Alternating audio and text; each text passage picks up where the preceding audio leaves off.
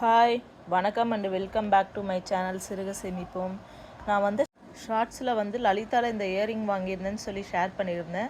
ஒரு sister comment பண்ணியிருந்தாங்க, இந்த இயரிங்கோட பில் டீட்டெயில் கொஞ்சம் போடுங்க சிஸ்டர்னு சொல்லி. அவங்களுக்காக தான் இந்த வீடியோ.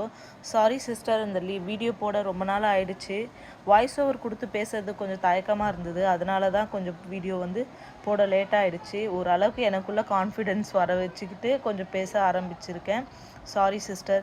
இப்போ வாங்க இந்த கம்பலோட டீட்டெயில் வந்து நம்ம பார்க்கலாம், பில் டீட்டெயில் என்னன்ட்டு.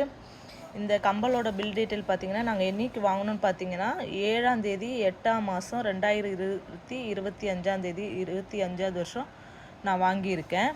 ஸோ இந்த கம்பலோட வெயிட் பார்த்தீங்கன்னாக்கா 2 ட்ராப்ஸ் வந்து 22 கேரட் 916 தான் நான் வாங்கியிருக்கேன்.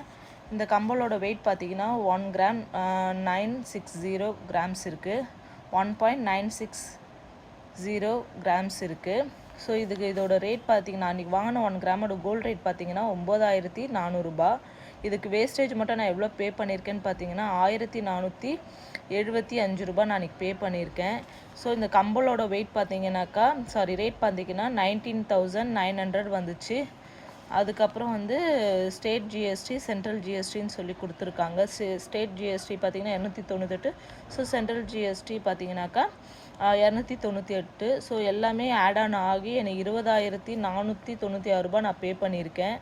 அன்றைக்கி 1 கிராமோட கோல்டு ரேட் பார்த்தீங்கன்னா 9,400 ரூபாய். பட் இன்றைக்கி நான் இந்த வீடியோ எடுக்கும்போது 1 கிராமோட கோல்டு ரேட் பார்த்தீங்கன்னா 12,800 ரூபாய்க்கு போயிருக்கு. ஸோ எவ்வளோ டிஃப்ரென்ஸ் இருக்குதுன்னு பாருங்கள். இந்த இயரிங் பார்த்தீங்கன்னாக்கா என் பொண்ணுக்காக தான் நான் வாங்கியிருந்தேன். உண்மையாகவே சொல்லணும், என் பொண்ணுக்கு இன்னும் காது கூட குத்தலை. 1.5 வயசு தான் ஆகுது அவங்களுக்கு. ஸோ இது பார்த்தோன்னே பிடிச்சிருந்தது. நான் ஒரு பெருசாக ஒரு ஜுவல் வந்து பர்ச்சேஸ் பண்ண போயிருந்தேன். அப்போ சடனாக பார்க்கும்போது இந்த இயரிங் வந்து பிடிச்சிருந்ததுன்னு சொல்லி நான் வாங்கியிருந்தேன். இது எப்படி இருக்குன்னு சொல்லி என் கூட கமெண்ட்டில் ஷேர் பண்ணிக்கோங்க. அதாவது எடுத்த உடனே ஒரு பெரிய பொருள் நம்மளால் மொத்தமாக காசு கொடுத்து வாங்க முடியாது இல்லையா? ஸோ இந்த மாதிரி ஒரு சின்ன சின்ன பொருள் வாங்கி வச்சுக்கிட்டா நல்லதுன்னு எனக்கு தோணுச்சு. ஸோ பொன் குழந்தை பிறந்த பிறகு தான் எனக்குமே கோல்டு மேலே ஒரு இன்ட்ரெஸ்ட் வந்து நான் கொஞ்சம் வாங்கணும் சேர்க்கணும்னு சொல்லி எனக்குமே நினச்சிருக்கேன். நான் சின்னதாக நிறைய விஷயங்கள் பண்ணி நான் கொஞ்சம் கொஞ்சமாக கோல்டு சேர்க்க ஆரம்பிச்சிருக்கேன். ஸோ அதெல்லாம் வந்து நான் இதெல்லாம் எப்படி பண்ணுறேன்னு சொல்லி இனிமேல் வர வீடியோஸில் நான் உங்கள் கூட நான் ஷேர் பண்ணிக்கிறேன். ப்ளீஸ் என்னோடய வீடியோ பிடிச்சிருந்தா சப்ஸ்கிரைப் பண்ணி சப்போர்ட் பண்ணுங்கள். எனக்கும் ஒரு மோட்டிவேட்டிங்காக இருக்கும். தேங்க்யூ.